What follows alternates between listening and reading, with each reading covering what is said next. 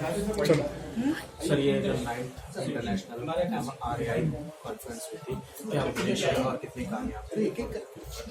ये भाई हमारा लाइट मत चमकाओ। 9th इंटरनेशनल कॉन्फ्रेंस में लगभग 1500 लोग ज्वाइन हुए और आज प्लेनरी सेशन था जिसके अंदर नितिन गडकरी जी वर्चुअली ज्वाइन हुए थे। भागवत कराड़ साहब खुद यहाँ पर आके उन्होंने प्रेजेंट किया, उन्होंने संबोधित किया यहाँ पर। और ये हमारा कंटिन्यू प्रयास है कि हम गवर्नमेंट के सामने रिसाइकलिंग ट्रेड इंडस्ट्रीज की इश्यूज़ को हम रखते हैं। और हमने देखा कि लास्ट 7-8 साल में बहुत सारे इश्यूज हमारे रिजॉल्व भी हुए हैं। और एक कल की बात बताऊं आपको, जीतो कॉन्क्लेव में प्रधानमंत्री जी वहाँ पर वर्चुअली बात कर रहे थे पूना में। वहाँ पर भी उन्होंने प्रधानमंत्री जी ने अपनी स्पीच के अंदर रीयूज, रिसाइकल और सर्कुलर इकोनॉमी की बात की। तो गवर्नमेंट कमिटेड है रिसाइकलिंग के लिए और हम समय समय पर गवर्नमेंट को बताते रहते हैं कि हमारे इश्यूज क्या है। और समय लग रहा है गवर्नमेंट में उनको हमको लॉजिक पे लाने के लिए और उनको प्रॉपर तरीके से पेपर्स देने के लिए और डेटा देने के लिए। बट डेफिनेटली गवर्नमेंट इसके अंदर देख रही है। अभी करंट में इश्यूज जो हमने गवर्नमेंट को दिए हैं वो है segregation of waste at rising level. Industry, restaurants, hospitals, household, जितना भी वेस्ट जनरेट होता है उसको हम लोग एक प्रॉपर तरीके से अवेयरनेस कैंपेन चलाए, एक मजबूत अवेयरनेस कैंपेन चलाए और वेस्ट जनरेशन पॉइंट के ऊपर ही उसको हम लोग वेस्ट को अलग करते हैं। सेकंड इशू हमने रेज किया है कि मिनिमम कंटेंट लेवल, कोई भी चीज का उत्पादन इंडिया में हो, प्रोड्यूस हो, तो उसके अंदर रिसाइकलिंग कंटेंट, रिसाइकलिंग स्क्रैप या रिसाइकलिंग कंटेंट होना जरूरी है। बाकी सब चीज आप प्राइमरी से यूज कीजिए, 70% प्राइमरी मटेरियल यूज कीजिए, लेकिन 30% रिसाइकलिंग कंटेंट होना जरूरी है। अदरवाइज गवर्नमेंट की जितने भी पाएंगे वो रिसाइकलिंग स्क्रैप के द्वारा उत्पादित वस्तुओं का होना चाहिए, उससे ही रिसाइकलिंग को बढ़ावा मिलेगा। तीसरी चीज हमने GST को रिप्लेस करने की बात की, रिड्यूस करने की बात की, 18% से 5% करने की बात की। ये हम लास्ट 2 साल से कर रहे हैं। तो गवर्नमेंट कन्विंस्ड है, लगेगा थोड़ा सा प्रयास और लगेगा, जिसके अंदर हम जितने भी रिसाइकलिंग के हमारे रॉ मटेरियल स्क्रैप है, चाहे वो इम्पोर्ट से हो चाहे वो डोमेस्टिक राइजी को, उसके ऊपर हम 5% GST लगाने की बात करें 18% से। और फिनिश के ऊपर 18% आप लगाइए। जो हम मटेरियल उत्पाद करके फिनिश बना रहे हैं उसके ऊपर हम 18% है वो एज इट इज रहने दीजिए, हमको कोई आपत्ति नहीं है। सबसे बड़ी वस्तु जो हम बात कर रहे हैं गवर्नमेंट से, 2 चीज बात कर रहे हैं। एक तो एक इंडस्ट्री स्टेटस की बात कर रहे हैं गवर्नमेंट से कि इंडस्ट्री स्टेटस हमको रिसाइकलिंग में इन्वॉल्व जितने भी लोग हैं, चाहे वो कलेक्शन के पॉइंट पे हो, सेपरेट सेग्रीगेशन प्रोसेसिंग के पॉइंट पे हो, चाहे मैन्युफैक्चरिंग पॉइंट पे हो, उसको इंडस्ट्री का दर्जा मिलना चाहिए। रिसाइकलिंग को इंडस्ट्री का दर्जा मिलने से कि वो रेगुलेटरी बॉडी के अंदर आ जाएंगे और गवर्नमेंट के सारे बेनिफिट्स उनको मिलने चालू हो जाएंगे। दूसरी चीज जो हम बात करें, गवर्नमेंट ऑफ इंडिया के अंदर डिफरेंट मिनिस्ट्रीज के अंदर डिफरेंट इश्यूज को हम लेके जाते हैं। टैक्स के लिए तो फाइनेंस मिनिस्ट्री को लेके जाते हैं, कॉमर्स के तो कॉमर्स मिनिस्ट्री, और शिपिंग का है तो शिपिंग मिनिस्ट्री, और अलग अलग मिनिस्ट्री में हमको अप्रोच करना पड़ता है। रिसाइकलिंग को अगर डेफिनेटली गति देनी है, एक मजबूत दिशा देनी है, तो रिसाइकलिंग डेस्क होना बहुत ज़्यादा जरूरी है। रिसाइकलिंग विंडो होना जरूरी है गवर्नमेंट डिपार्टमेंट के अंदर, ताकि हम अपने इश्यूज हम वहाँ पर लेके जाएं और वहीं से वो टोटल जिस भी डिपार्टमेंट से कनेक्टेड हो वहीं से जाए। एक अप्रोचेबल ऑफिसर होना चाहिए, अप्रोचेबल विंडो होना चाहिए, जहाँ पर हम रिसाइकलिंग के लिए, डेवलपमेंट के लिए हम बात कर सके। शायद ये सारी चीज़ें, मुझे ऐसा लग रहा है कि आने वाले दिनों में काफ़ी कुछ मजबूती दिशा निर्देश गवर्नमेंट की तरफ से आएंगे और ये डेफिनेटली रिसाइकलिंग, अगला जो डिकेड है वो डेफिनेटली रिसाइकलिंग है। 30-40 साल के बाद में माइनिंग सारे खत्म हो चुके होंगे और उसके बाद में हमारे पास में रिसाइकलिंग के अलावा कोई भी हमारे पास में ऑप्शन नहीं अवेलेबल है। वर्ल्ड पूरा रिसाइकलिंग की तरफ जा रहा है, वर्ल्ड पूरा सर्कुलर इकोनॉमी की तरफ जा रहा है। वर्ल्ड ओवर रिसाइकलिंग से बनी वस्तुएं लोग ऊंचे दाम में खरीदते हैं, बिकॉज वो अपने आप को एक प्राउड फील कराते हैं कि मैं एक ग्रीन इकोनॉमी में जी रहा हूँ और मैं इसको मैं सपोर्ट करता हूँ। तो आप देख लीजिए, बड़े बड़े ब्रांड आज की तारीख में रिसाइकलिंग से बनी वस्तुओं का प्रचार करने में लगे हुए हैं, बिकॉज अगली जो आवश्यकता है वो रिसाइकलिंग की आवश्यकता है, सर्कुलर इकोनॉमी की आवश्यकता है। सर, क्या मिनिमम कंटेंट के बारे में आप कुछ बोल सकते हैं? Recycling content should be recycling content, minimum recycling content definitely होना चाहिए। आप आज यूरोपियन कंट्री में देख लीजिए, बच्चों को दूध पिलाने की बोतल है, वो सिर्फ रिसाइकलिंग कंटेंट के द्वारा ही, रिसाइकलिंग प्लास्टिक वेस्ट स्क्रैप के द्वारा ही बनती है और उसी के द्वारा रिसाइकलिंग ग्रैन्युल्स की कीमत यूरोप में ज्यादा है रेदर देन प्राइमरी स्क्रैप है या प्राइमरी जो वेस्ट मतलब ग्रेन्स मिलते हैं, ग्रैन्युल्स मिलते हैं, वो उससे ज्यादा रिसाइकलिंग ग्रैन्युल्स की कीमत ज्यादा है। तो अगर आपको महत्व देना है तो रिसाइकलिंग कंटेंट मिनिमम यूज करना चाहिए। कोई भी प्रोडक्शन के अंदर रिसाइकलिंग की वस्तु आप यूज कराइए, एटलीस्ट गवर्नमेंट की प्रोक्योरमेंट में आप उसको लेके आ जाइए, ताकि गवर्नमेंट की प्रोक्योरमेंट उससे बढ़ेगी तो एटलीस्ट रिसाइकलिंग को डेफिनेटली गति मिल जाएगी, एक दिशा अच्छी मिल जाएगी।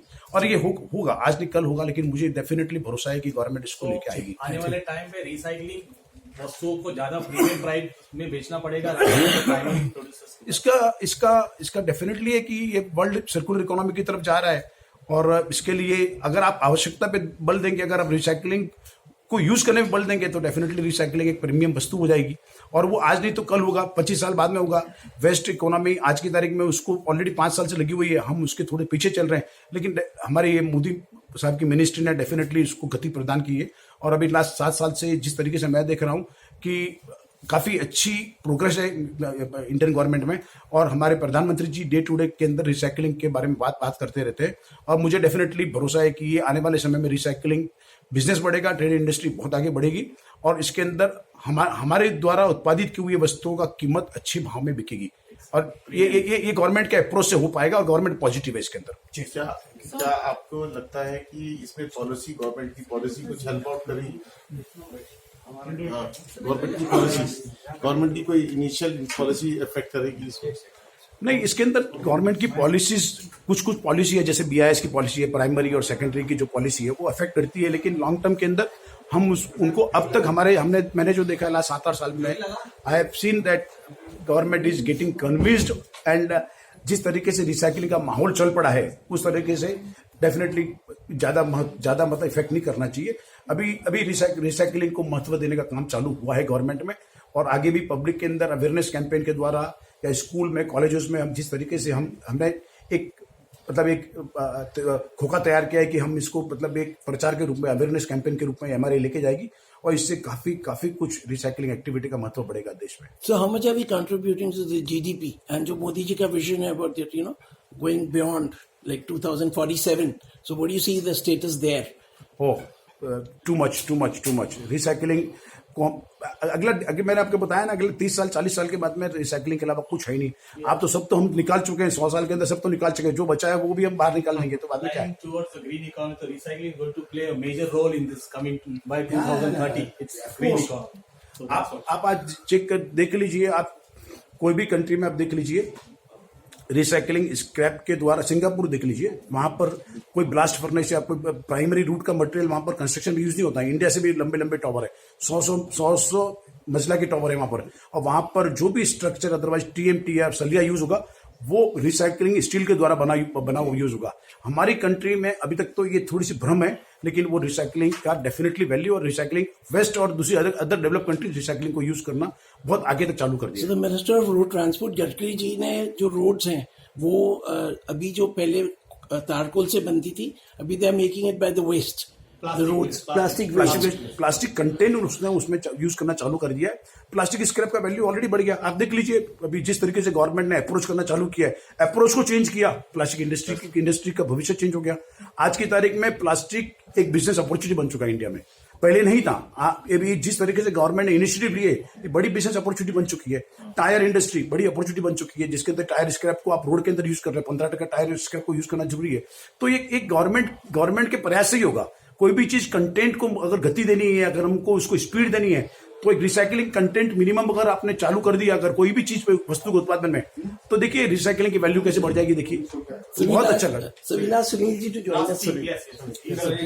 Please join, sir. USA based plastic recycling industry. So you can put your views, sir. Sir, you want to give your views about this? हाँ, so मैं इंट्रोड्यूस करा दूँ। Yes, sir, please. तो मेरा नाम सुनील बगड़िया है, I am here from USA, और बड़ा ही अच्छा लग रहा है इस आज के जो कॉन्फ्रेंस को हमने अटेंड किया है। This material recycling association of India is doing such a phenomenal job, और recycling as an industry is now gaining momentum in our country, in India. और रिसाइकलिंग जो है ये not only it's a necessity but it is a responsibility. तो कोई भी country अगर जब बोल रही है कि हमें ग्रीन हाउस गैसेस को इमिशन कम करना है, क्योंकि टेम्परेचर जो प्लैनेट का बढ़ रहा है वो इस गैसेस से बढ़ रहा है, तो ये गैस कम होगा जब as long as we continue to use more and more scrap, क्योंकि scrap is a valuable raw material for our manufacturing industry, whether it is plastic scrap, metal scrap, paper scrap.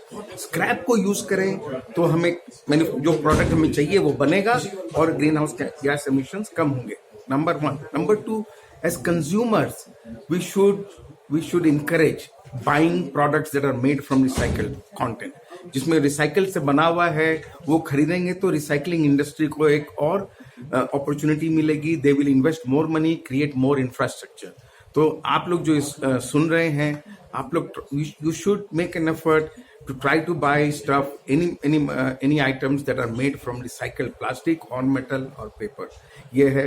और यहाँ जो आज बड़े बड़े लीडर्स आए थे उन्होंने भी यही बात मानी है कि हमारी एज कंट्री इंडिया जो स्वच्छ भारत का जो बड़ा कैंपेन है, स्वच्छ कैसे होगा. जो स्क्रैप पड़ा हुआ है, जो वेस्ट पड़ा हुआ है अपनी पूरी कंट्री में, उसको अगर हम लोग उठाएं और उसको लैंडफिल में भेजने के बजाय उसका रिसाइकलिंग करें तो वो it is such a big initiative. तो स्वच्छ भारत को अगर अचीव करना है, वो उस स्लोगन को अगर अचीव करना है, कार्यान्वित करना है, तो हमें स्क्रैप की रिसाइकलिंग करनी है. So last question, because some friends are waiting. Electronic waste. How do you tackle electronic waste? Mobiles, computers, LED, जो electric vehicles हैं, उनका जो batteries होंगी lithium ion, because that's a major cause of concern. Yes. How do you tackle So, that? like other commodities, electronic waste is also recyclable. उसमें investment हो रही है. I have seen so many electronic waste companies who were present in this conference, and they are doing phenomenal job. You think India can become the hub for this recycling in the future? Yes. India People will like- become a hub, Already and they're India shipping. will have its own production because electronic usage बढ़ रहा है. So that will result in more scrap, which will be available for recycling. So electronic, and it's a growing industry. Right. Electronic waste, as consumers are becoming more, The volumes are high, sir. the volumes are going to increase, and hence the need for electronic waste recycling as well. We are capable of doing it. Right. We need just some support. Don't create. The industry should be supported by it. And we don't need any financial support. Just the policies. Just the right. policies should be such that As Sanjay ji said about the window we don't, should yes. be established. It is, and people are coming to India. और जिस country में scrap रहेगा वो उसके लिए national treasure बनने वाला है, क्योंकि स्क्रैप के यूसेज से ही हम लोग प्लैनेट को हेल्प कर सकते हैं. There is no second planet. यही एक प्लैनेट है, हमें इसकी सुरक्षा करना हमारा दायित्व है. Thank you. Thank you so much.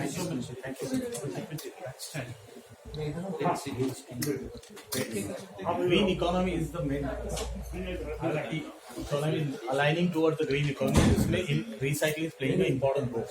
वो main इस तरह की बहुत सारी किस तरह से हम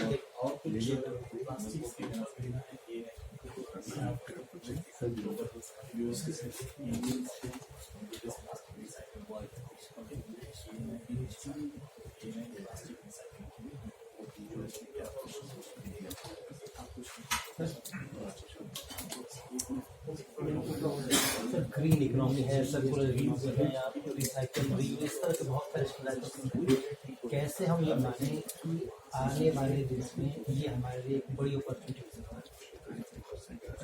सर्कुलर इकोनॉमी. देखिए, सबसे पहले तो आप जी समझ लीजिएगा कि हम कब तक माइंस जमीन को एक्सट्रैक्ट करेंगे, मदर अर्थ को हम लोग कभी तक खोदते रहेंगे. देखिए, उसकी अर्थ में से सब कुछ निकल गया, बाहर निकल गया, सब कुछ तो खत्म होना ही है. पेट्रोल है या माइंस हो या आयन हो है या एल्यूमिनियम बॉक्साइट है, ये सब चीजें अगले 10-20 साल 25 साल के अंदर 30 साल के अंदर सारी चीजें समाप्त हो जाएगी. जमीन के अंदर के सब कुछ आप निकाल देंगे तो बाद में जो ऊपर बचा हुआ जमीन के ऊपर जिसको हमने यूज किया हुआ, पहले हमने वस्तु बना चुके हैं, उसको हम कहाँ संभालेंगे? उसको रिसाइकिल करना भी तो जरूरी है.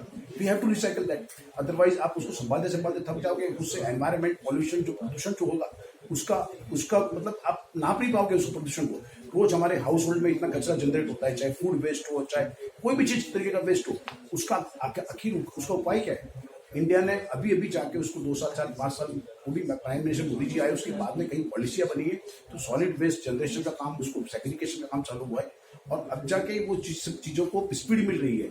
और ये सर्कुलर इकोनॉमी वही है कि जहां पर जिस तरीके से आप जनरेट कर रहे हो वहीं पर आप उसको चीज को वापस नया उत्पादन में लाइए, फिर उसको यूज कीजिए, फिर वापस उत्पादन लाइए, फिर उसको यूज कीजिए, फिर उत्पादन लाइए.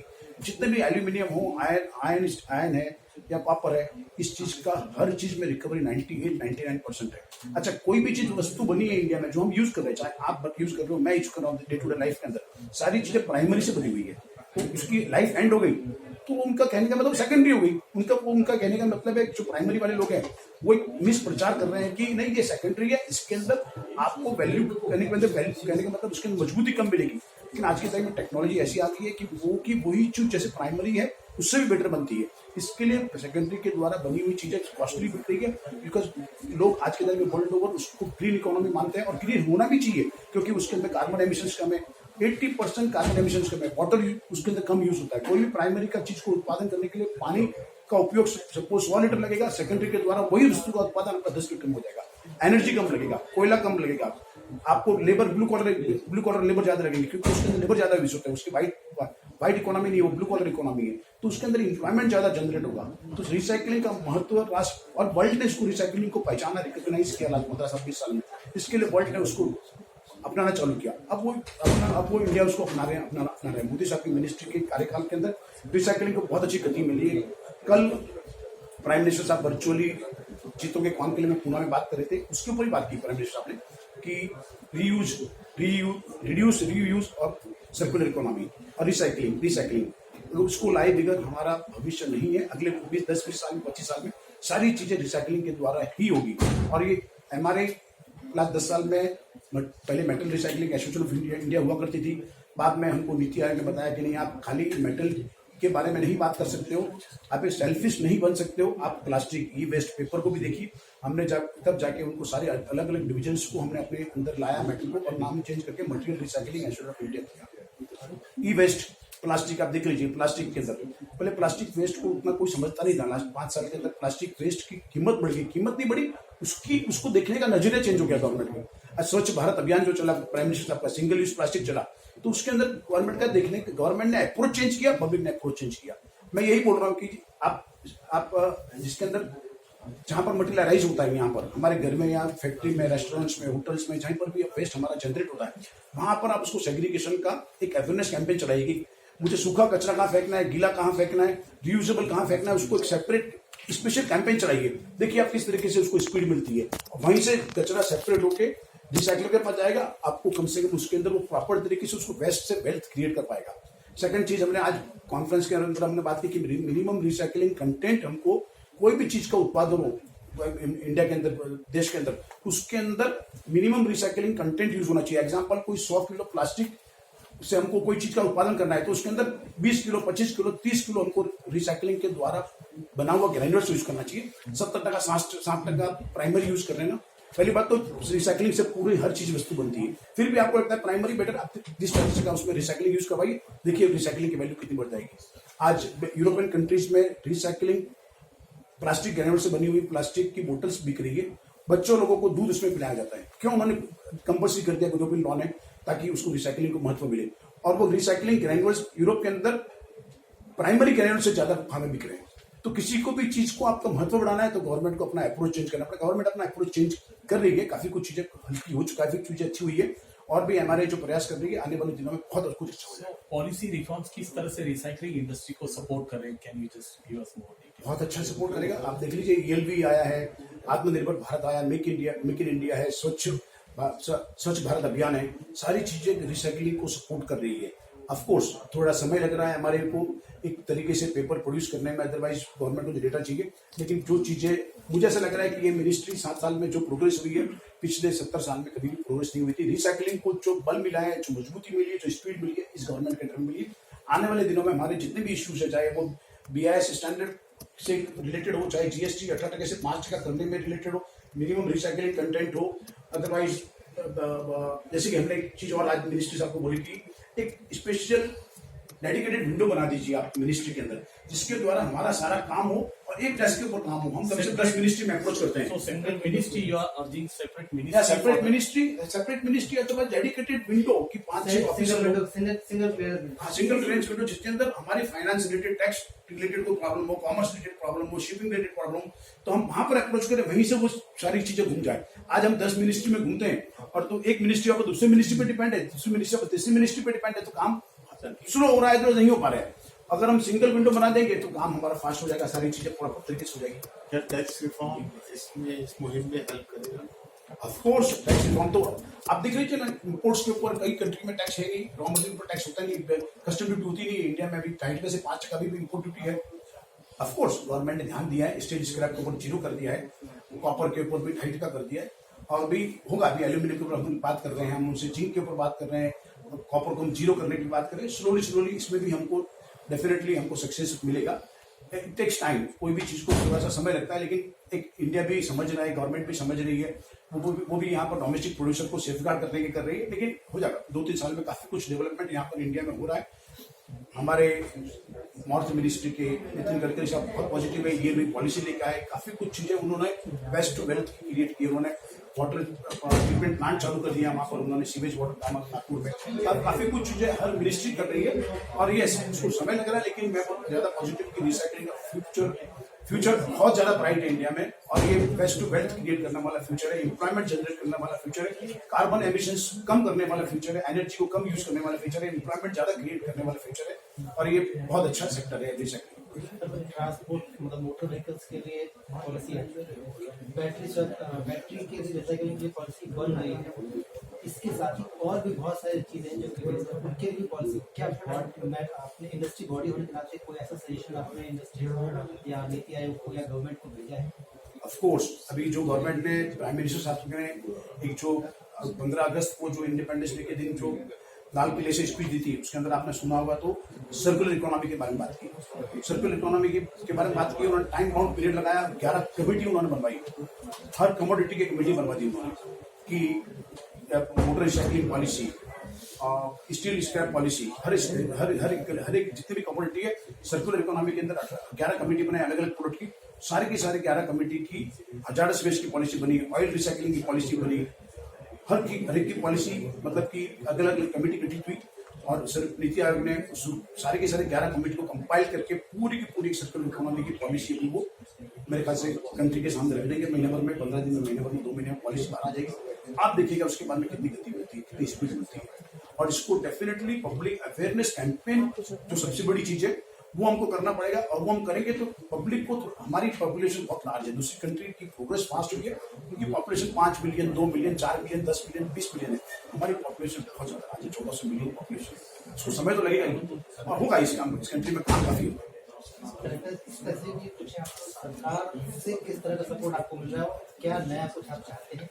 अगर हम 4 पॉइंट की बात करें, हमने सर मिनिमम कंटेंट की बात की, रिसाइकलिंग, कोई भी रिसाइकलिंग का उत्पादन हो उसके अंदर मिनिमम कंटेंट रिसाइकलिंग स्क्रैप का यूज हो, गवर्नमेंट के जितने भी टेंडर, गवर्नमेंट की जितनी भी रिक्वायरमेंट है, जितना भी गवर्नमेंट खरीदती है वो रिसाइकलिंग से बनी हुई वस्तु खरीदे, क्योंकि वो हम क्वालिटी के ऊपर 100% गवर्नमेंट को सपोर्ट कर रहे हैं, और गवर्नमेंट भी मानती है कि रिसाइकलिंग के द्वारा उत्पादित की हुई वस्तु है, प्रोडक्शन की हुई वस्तु है, वही सेम क्वालिटी बनाई बनी। खाली वो एक रिसाइकलिंग को मजबूती देने के लिए अगर बोल देंगे कि हम रिसाइकलिंग से बनी हुई वस्तु खरीदेंगे, गवर्नमेंट की प्लानिंग, गवर्नमेंट अपना पर्चे चालू कर देगी तो बहुत बड़ी गवर्नमेंट से हमने डिमांड की है, हमने इंडस्ट्री स्टेटस की डिमांड की गवर्नमेंट से, हमने ड्यूटी घटाने की बात की है कि टैक्स जो जीएसटी टैक्स है 18% से 5% करने की बात की है, ताकि कम से कम एटलीस्ट रिसाइकलिंग को गति मिले। फिनिश के ऊपर जो भी हम आइटम बनाएंगे उसके ऊपर आप 18% लगाइए, लेकिन हम जो रॉ मटेरियल खरीदते हैं उसके ऊपर 18 से 5 कर दीजिए। और बस ठीक है, एनर्जी लेवल वगैरह सब चीजें उसके ऊपर बात हो रही है, ट्रांसपोर्टेशन कॉरिडोर बन रहा है उसके ऊपर बात हो रही है, काफी कुछ चीजें गवर्नमेंट कर चुकी है, काफी कुछ चीजें अभी रेगुलर में हो रही है। एक आखिरी सवाल सर, हमेशा से जब भी रिसाइकलिंग की बात होती है तो हम उसकी क्वालिटी यूजेबल है कि नहीं, हम यूज करें हजार्डस वर्क के रूप में, तो क्या इसके लिए किसी स्टैंडर्ड की बात हो रही है, या इंटरनेशनल स्टैंडर्ड हम फॉलो करेंगे, या PIS स्कॉलरशिप, इसको लेकर आप इंडस्ट्री बॉडी के नाते आपने कोई सजेशन दिया है, या ऐसा कुछ चल रहा है? PIS स्टैंडर्ड करके ब्यूरो ऑफ इंडियन स्टैंडर्ड है, जो इंडिया में लगभग लास्ट 70 सालों से अपने खुद के स्टैंडर्ड्स बना चुके हैं। स्क्रैप के स्टैंडर्ड तो ऐसे 1962 से है, लेकिन वो अभी तक उस स्टैंडर्ड के हिसाब से मटेरियल नहीं मंगा रहे थे। अभी गवर्नमेंट ऑफ इंडिया ने कोई भी मटेरियल, जैसे 5600 आइटम हम इंपोर्ट करते हैं, अदरवाइज इंडिया में भी 6000 आइटम है जो उसको हम लोग डे टू डे यूज में, चीजों में, वस्तुओं में, इंडस्ट्री में यूज होती है, उसके ऊपर गवर्नमेंट ऑफ इंडिया खुद के स्टैंडर्ड्स बनाने जा रही है। काफी कुछ चीजें काम हो चुका है, काफी कुछ चीजें काम चल रहा है, साल 2 साल के अंदर वो स्टैंडर्ड्स की गाइडलाइंस बाहर आ जाएगी और इंडिया अपने स्टैंडर्ड के ऊपर मटेरियल खरीदेगा। ऑलरेडी प्राइमरी स्टील अपने स्टैंडर्ड के ऊपर ही खरीद रहा है, स्क्रैप रॉ मटेरियल के ऊपर स्टैंडर्ड किसी कंट्री में है नहीं, गाइडलाइंस है। वैसी ही गाइडलाइंस हमने गवर्नमेंट को बोला है कि वैसी गाइडलाइंस बनाइए, स्टैंडर्ड बनाइए, गाइडलाइंस बनाइए, ताकि उस गाइडलाइंस के द्वारा हम काम करेंगे। वो स्टैंडर्ड बनाने का पर्पज ये है कि एटलीस्ट इंडियन कल्चर के हिसाब से, इंडियन एनवायरनमेंट के हिसाब से कोई भी वस्तु का उत्पादन हो, कोई भी चीज का उत्पादन हम इंपोर्ट करें तो इंडियन एनवायरनमेंट को जो सूट होता है उसके हिसाब से इंपोर्ट करें। वो गवर्नमेंट इसके लिए स्टैंडर्ड्स बनाने जा रही है और काफी कुछ काम हो रहा है उसके ऊपर। ग्लोबल जो सिचुएशन है, जियोपॉलिटिकल सिचुएशन है रसिया यूक्रेन समेत, इसका कुछ इम्पैक्ट पड़ा है इंडस्ट्री पर? काफी कुछ वस्तुओं में, रिसाइकलिंग कमोडिटी में बहुत ही इसका इम्पैक्ट पड़ा है कि मटेरियल शॉर्टेज हुई है, कुछ मटेरियल सरप्लस भी हुआ है। जो मटेरियल रशिया जा रहा था, अदरवाइज यूक्रेन जा रहा था, कुछ मटेरियल जो उनको यूक्रेन से मिल रहा था वो शॉर्टेज भी हुआ है। तो डिस्टर्बेंस तो हुआ है डेफिनेटली। कमोडिटी मार्केट में उतार चढ़ाव काफी है। ये वॉर को लेकर लास्ट 3 महीने से थोड़ी सिचुएशन अच्छी नहीं है, 2.5 महीने से। और यस, देख रहे हैं कि ये वॉर जल्दी से जल्दी समाप्त हो ताकि सबको राहत मिले और इकोनॉमिक सिचुएशन भी बराबर हो। रशिया और यूक्रेन, एक्चुअली स्पेशली रशिया बड़ा रोल प्ले करता है। रशिया काफी कमोडिटीज को एक्सपोर्ट करता है, एल्यूमिनियम से लेके निकल से लेके काफी कमोडिटी का एक्सपोर्ट करता है। तो काफी कुछ चीजें ऊपर नीचे हो रही है। और यस, शेयर बाजार में भी उतार चढ़ाव देख ही रहे हैं। थोड़ा सा हर दिन थोड़ा बहुत, कभी मार्केट ऊपर होता है, कभी नीचे होता है, तो इसका प्रभाव तो है ही हमारे मार्केट पे। Thank you. So, a very short bite.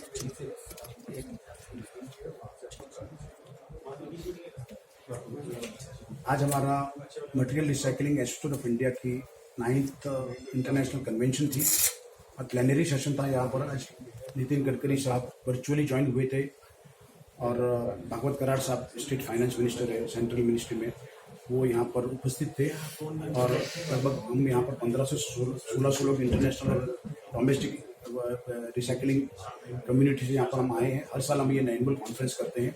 ये बार की भी एनुअल कॉन्फ्रेंस लगभग 2.5 दिन की शाम को पूरी होने जा रही है। बहुत अच्छी कॉन्फ्रेंस रही। कॉन्फ्रेंस का उद्देश्य होता है कि हम गवर्नमेंट में हम क्या काम कर रहे हैं, हम गवर्नमेंट को बताएं और कितनी इंपॉर्टेंट है इंडस्ट्री फ्यूचर के लिए, क्या ये प्रॉमिसिंग लेके आती है और फ्यूचर कितना रिसाइकलिंग को महत्व देने से फ्यूचर कितना ब्राइट होगा, ये हम शोकेस करते हैं। और वो शोकेस करने में हम डेफिनेटली कामयाब हुए ये बार भी। और प्राइम मिनिस्टर साहब ने तो पहले से ही सर्कुलर इकोनॉमी को, रिसाइकलिंग को, रीयूज को, रिड्यूस को महत्व दिया है। कल भी उन्होंने जीतो की कॉन्क्लेव में इसके बारे में बात की प्राइम मिनिस्टर साहब ने। और government of India definitely committed है रिसाइकलिंग की ग्रोथ के लिए। और काफी कुछ चीजें 7 साल में हुई है। PLB पॉलिसी आई है, स्वच्छता अभियान चला है, मेक इन इंडिया हो गया है। हर एक के अंदर रिसाइकलिंग का किधर न किधर पार्टिसिपेशन है। अब एक रिसाइकलिंग सर्कुलर इकोनॉमी का काम चल रहा है, जिसके अंदर नीति आयोग ने 11 कमेटी बनाई है अलग अलग कमोडिटी की, और 11 कमेटी की रिपोर्ट्स भी आ चुकी है। सर्कुलर इकोनॉमी की पॉलिसी बन चुकी है उनके पास में अलग अलग कमोडिटी की। अब उसको कंपाइल करके एक सर्कुलर इकोनॉमी की पॉलिसी बनेगी। हमने गवर्नमेंट को बोला है कि सर्कुलर इकोनॉमी कॉरिडोर बनाया जाए, जिसके अंदर आपको एक एटलीस्ट डेडिकेटेड रिसाइकलिंग जोन हो, जिसके अंदर खाली रिसाइकलिंग की कंपनियां हो, चाहे प्रोसेसिंग हो, चाहे इसके अंदर रिसाइकलिंग का उत्पादन हो, ट्रांसपोर्टेशन हो, सेग्रीगेशन हो, सारी चीजें रिसाइकलिंग से कनेक्टेड वहां पर हो। अलग अलग कंट्री में, बाहर विदेशों में रिसाइकलिंग पार्क है, सर्कुलर इकोनॉमी पार्क है। उसी तरीके से गवर्नमेंट को भी हमने बोला है, नितिन गडकरी साहब और प्राइम मिनिस्टर साहब भी इसके बारे में बात करते रहते हैं और कर चुके हैं कि इंडिया में भी रिसाइकलिंग पार्क होना चाहिए। जगह देख रहे हैं कि शायद गुजरात में या कहीं पर भी शायद एक फर्स्ट रिसाइकलिंग इकोनॉमी पार्क या सर्कुलर इकोनॉमी पार्क आ जाएगा, जिसके अंदर सारी चीजें रिसाइकलिंग से संबंधित होगी। हमने गवर्नमेंट काफी कुछ चीजें हमारा कार्य हल्का कर चुकी है पिछले आने वाले दिनों में। स्टील स्क्रैप के ऊपर 2.5% ड्यूटी थी, वो माफ कर चुकी है। एक हमारी एकजुटता जो बनी है ऑल ओवर इंडिया में, हम एक प्लेटफॉर्म पे आ चुके हैं। उससे हम रिसाइकलिंग को डेफिनेटली एक गवर्नमेंट के सामने रखने में कामयाब जरूर हो गए। लास्ट 10 साल में हमने एक जो स्क्रैप कबाड़ी की जो हमारी इमेज थी, वो हम एक रिसाइकलर की इमेज को बनाने में कामयाब हुए। और हमने ये भी प्रदर्शित किया है गवर्नमेंट के सामने कि वेस्ट में, अलग डेवलप कंट्री में रिसाइकलिंग का कितना महत्व है और उसके द्वारा बनाई हुई चीजें कितनी महत्व से, कितना इंपॉर्टेंस उसको गवर्नमेंट देती है।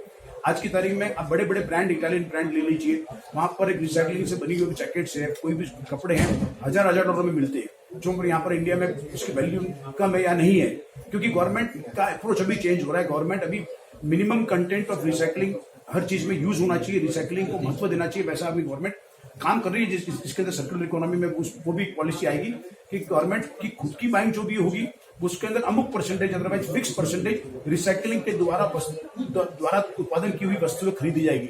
चाहे वो रेलवे के अंदर चम्मच प्लेट से लेके हो, चाहे किधर भी कोई भी, चाहे वो प्लास्टिक का डिब्बा हो, चाहे कोई आर्मी के अंदर कोई चीजें खरीद रही हो, चाहे किसी को टेंडर हो, तो उसके अंदर एक 100% क्लॉज होगा कि भी आपको रिसाइकलिंग से बनी हुई वस्तुएं सप्लाई करनी है। आप देख लीजिए कि गवर्नमेंट ने काफी कुछ काम किए हैं। अभी गवर्नमेंट ने लोकल प्रोड्यूसर को महत्व देने के लिए 200 करोड़ तक की बनी हुई, जो भी 200 करोड़ के नीचे का टेंडर है गवर्नमेंट की बाइंग है, वो टोटल ओनली खाली डोमेस्टिक प्रोड्यूसर को अप्लाई करने का राइट है।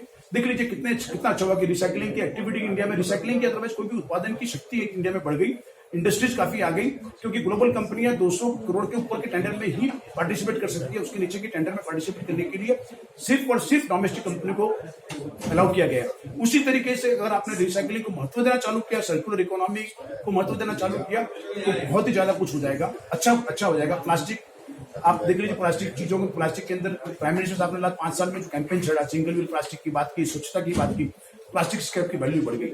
बड़े बड़े बिजनेस हाउसेस प्लास्टिक स्क्रैप के अंदर आ गए, अच्छे अच्छे बड़े बड़े प्लांट लग रहे हैं, प्लास्टिक के ऊपर काफी कुछ चर्चा हो रही है, नए नए रूल बन रहे हैं। उसी तरीके से दूसरी भी कमोडिटी के अंदर काफी कुछ काम हो रहा है। और एक मीडिया के अंदर थोड़ा सा रिसाइकलिंग एक्टिविटी कम है। अभी रिसाइकलिंग जो वर्ड है, आप भी सुन रहे होंगे, वो 10 साल से, मैं मतलब बड़ी बात नहीं करूंगा, लेकिन हमारे जैसे बिजनेस हाउसेस ने ही लाया है। हम भी वो रिसाइकलिंग नहीं, अदरवाइज हमारा जो नाम था वो हुआ करता था कि स्क्रैप वाले कबाड़ी है। ठीक है, अच्छा काम कर रहे हैं, ऑर्गेनाइज स्ट्रक्चर में काम कर रहे हैं, लेकिन देखने की नजर अलग थी। अभी वो देखने की नजर चेंज हो रही है। हमारी कंपनियां ऑर्गेनाइज्ड कंपनियां हैं, बड़ी बड़ी कंपनियां। हार्डली आप देखेंगे तो हमारी इकोनॉमी कितनी बड़ी है पता है आपको?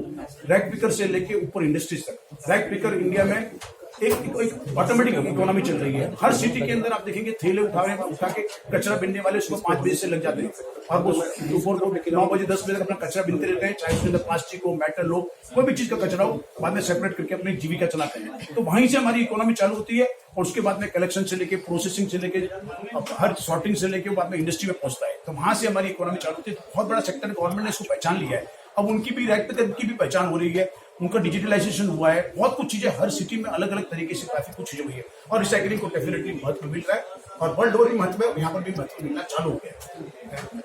Thank you.